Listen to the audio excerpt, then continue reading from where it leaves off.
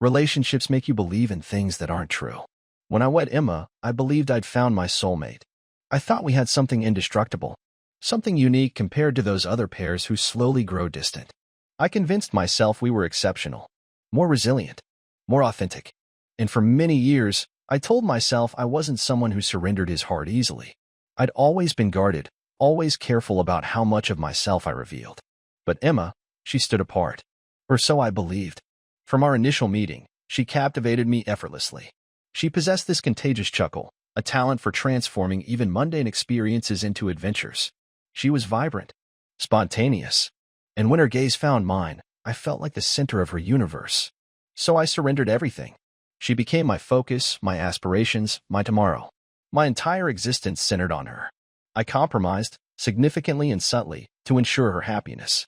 If she required my presence, I appeared. If she desired something, I discovered a method to acquire it. And for a long time, I believed she reciprocated. But reflecting now, I recognize the reality. I was never her focus. She merely enjoyed being mine. It wasn't abrupt. That's what people fail to comprehend. Relationships don't always terminate in dramatic fashion. Sometimes they diminish gradually, silently, until suddenly you discover you're amid the wreckage of something you believed would endure eternally. The indications were constant. Emma never invested what I did. I'd organize romantic outings, unexpected weekend escapes, considerate presents, small gestures to reinforce my affection. And she'd smile and say, "How thoughtful." But she never reciprocated. If something more enticing emerged, a gathering, a meal with companions, an occasion she wished to attend, she wouldn't hesitate to abandon our arrangements. I persuaded myself it was simply her nature. She wasn't indifferent. She wasn't malicious. She still embraced me before departing each morning. She still expressed her love. But love transcends words. Love manifests through deeds, and her actions revealed everything I refused to accept. The pivotal moment lacked drama. No shouting, no explosive confrontation. Just an exchange that disclosed everything essential. We were dining. Just another ordinary Tuesday evening. I had endured an entire day of consecutive meetings, navigating deadlines, fueled by caffeine and pure determination. But despite my exhaustion, I felt eager. The project I'd labored on for months was finally taking shape, and I wanted Emma to know. I thought she'd feel admiration. I thought she'd be interested. I was incorrect. She sat opposite me, utensil idly pushing food around her plate, attention fixed on her phone. Initially, I continued speaking, hoping she'd eventually acknowledge me. So if this contract finalizes, it could transform everything. We're discussing potential commissions worth hundreds of thousands. It's the largest deal I've ever managed. No acknowledgement. I observed her. She was browsing, her features illuminated by the screen's harsh light. Her fingers moved rapidly, completely removed from our interaction. "Emma." I attempted again. She produced an absent, meaningless murmur. Then a small laugh escaped her. Not directed at me or my narrative, but at whatever captivated her on the device. She smiled at it, typing a response, entirely engrossed in an exchange irrelevant to me. I ceased mid-sentence. Moments passed. She remained oblivious. I set my fork aside, watching her. 10 seconds. 20. 30. Finally, she glimpsed up. "Oh, sorry. What were you saying?" Her tone was detached, unconcerned. I exhaled quietly. "You didn't register a single word I spoke, did you?" She sighed, finally securing her phone. "David, I was just checking something. You consistently exaggerate minor issues." I gazed at her. Nothing. She reclined in her seat, arms folded. "Why must everything revolve around you?" I produced a small laugh, one devoid of humor. "That's ironic, because for years everything centered on you." She rolled her eyes. "Oh, let's not start this. When did you last make an effort, Emma? When did you last arrange anything? Made me feel genuinely significant." She sighed, shaking her head. "David, not everything requires such intensity. You behave as though I must constantly prove myself to you." I observed her, waiting, hoping she'd offer something, anything to refute me. Instead, she merely shrugged. "Listen," she said, her voice frigid, detached. "You're simply not my priority anymore." Stillness. The kind that asphyxiates. I nodded once, pushing back my chair. All right, that was my entire response. No yelling, no quarreling, just comprehension. I carried my plate to the sink, cleansed my hands, and descended the stairs. She didn't pursue me, didn't call out, didn't attempt reconciliation. That night, As we lay in bed, I turned to observe her, trying to recall the last instance she had made me feel desired. I couldn't recollect, and that sufficed.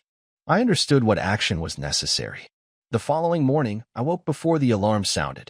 Emma remained asleep beside me, her breathing rhythmic, serene, as if she harbored no concerns whatsoever, as if she hadn't spent years gradually relegating me to the periphery of her existence. I remained motionless briefly, staring upward, experiencing the burden of everything pressing upon me. Then I turned and regarded her. The woman I once believed represented my eternity. The woman to whom I had given everything. She appeared identical, yet she wasn't. Or perhaps she was. And I was finally perceiving the truth. I exhaled. No more waiting, no more aspiring that she'd eventually realize she possessed something worth fighting for. I rose, dressed, and collected my keys as if it were an ordinary day. As if I were headed to work. As if I would return, but I wouldn't. Instead of proceeding to work, I drove directly to an attorney's office. I want a divorce. The words felt unfamiliar on my tongue, yet simultaneously correct. I wouldn't debate.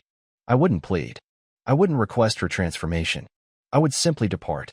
We reviewed the legal procedure, dividing possessions, the residence, the finances.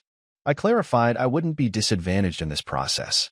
By the time I exited his office, the documentation was already in motion. I wouldn't reconsider. The house was silent upon my return that afternoon. Emma was absent. She likely accompanied friends, consuming coffee and laughing, entirely unaware that by the time she returned, everything would be altered. I proceeded deliberately.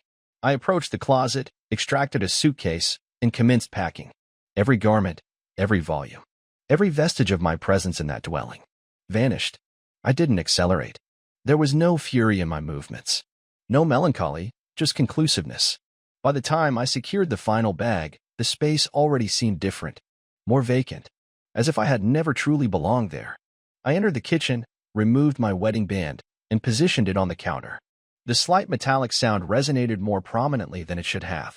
Then I retrieved a pen and notepad from the drawer and inscribed a single sentence.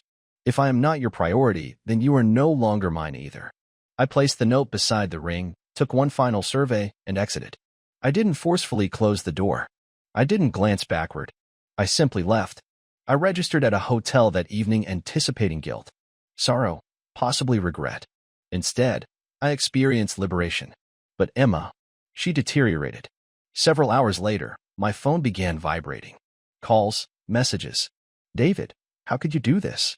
You're abandoning me? Are you insane? You believe you can simply walk away from me? I'll claim everything you possess. I didn't respond. 2 days later, she received the divorce papers. That's when the genuine conflict initiated. Initially, she adopted victimhood. Mutual acquaintances began contacting me, inquiring what had transpired. She says you blindsided her, one friend, Mark, stated over the phone. I emitted a humorless laugh. Blindsided. She informed everyone she had no idea you were dissatisfied. Mark continued. She's claiming you abandoned her unexpectedly. That exemplified Emma distorting reality. But I offered no explanation. I had no obligation. Then when the sympathy strategy proved ineffective, she resorted to threats. Her messages grew increasingly hostile, more vindictive. You think you'll escape consequences? I'll ensure you regret this. You won't emerge unscathed, David. I'll take everything. And she attempted. She demanded half my savings, the house, even my vehicle. But she had underestimated me. My attorney had arranged everything before I ever departed. My accounts were secured, my assets protected. She lacked leverage. If she wants the house, I informed my lawyer, she'll need to compensate me for my share. And she couldn't. She never could. As the divorce proceedings extended, I began reconstructing my life. I secured a new apartment. Nothing elaborate, but it was mine. A space untainted by memories of someone who once made me feel insignificant. And for the first time in years, I pursued personal interests. I resumed exercising. Started exploring. Renewed connections with old friends I'd lost contact with because I devoted excessive time catering to Emma. Then one evening I encountered Sophie. It wasn't some grandiose cinematic moment. No instantaneous attraction. No dramatic love at first sight. Just a simple conversation. We encountered each other at a cafe, exchanged a few words, and somehow we connected. It felt effortless. She wasn't engaging in manipulation. She wasn't making me pursue her or wonder about my standing. She was authentic. We progressed gradually. I wasn't prepared to commit to something serious immediately, and she respected that boundary. But as time passed, it evolved into something more profound. And unlike Emma, Sophie actually participated. When I spoke, she listened attentively. When I made arrangements, she demonstrated enthusiasm, not indifference. When I experienced a challenging day, she checked on me. Not because she required something, but because she cared. For the first time, I felt like I wasn't merely someone's alternative. I was their preference. Months elapsed, and the divorce conflict finally concluded. Emma had fought vigorously, convinced she could exhaust my resources. But when the judge ruled in my favor, when she realized she wasn't obtaining the house, wasn't accessing my savings, and was departing with considerably less than anticipated, I observed it. Panic. Desperation. She had spent months attempting to destroy me, but ultimately, she had only ruined herself. When I exited the courthouse that day, I was smiling and waiting for me outside. Standing in the sunshine was Sophie. She looked up, met my gaze, and returned my smile. I approached her, encircling her waist with my arm. "Finished?" she inquired softly. "Finished." She leaned forward and kissed me, unhurried and confident. And that was the moment Emma snapped. "You bastard!" Her scream pierced the air like a gunshot before I could even react. Emma advanced furiously, her expression contorted with rage. Her eyes fixed on Sophie, and instantly she lunged. She seized Sophie by the hair, pulling her backward. "Get away from my husband, you slut!" Emma shrieked. A security officer restrained her within seconds, dragging her back, but she struggled like a caged animal. Sophie stumbled, regaining her balance, shock evident in her expression. I positioned myself before her, sheltering her from the turmoil. Emma thrashed against the security personnel, her face flushed with fury. "You don't get to replace me," she screamed. "You think you can simply move forward? After everything we constructed, after everything I sacrificed for you." I regarded her, composed, unshaken. "We're over, Emma," I stated, my voice steady. "Move on." Her breath caught, and in that moment something shifted in her demeanor. Not just anger, fear. Because for the first time, she comprehended I wasn't returning. She had lost. Months passed. Emma receded into the background of my existence like a distant memory that no longer carried significance. Sophie had moved in with me. It wasn't a hasty decision. Nothing about our relationship had been hasty. It simply felt appropriate. She integrated into my life in a manner Emma never had. There was no tension, no cautious interaction, no sensation that I had to earn her affection. It was straightforward, tranquil. For the first time in years, I wasn't anticipating something to deteriorate. Regarding Emma, I heard occasional updates. She dated, but nothing endured. No relationship persisted beyond a few weeks.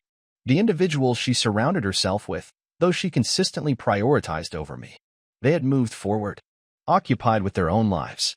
The house, the one she had fought so determinedly to retain, she couldn't afford to buy me out, so we sold it. And when everything was resolved, she departed with significantly less than she had expected.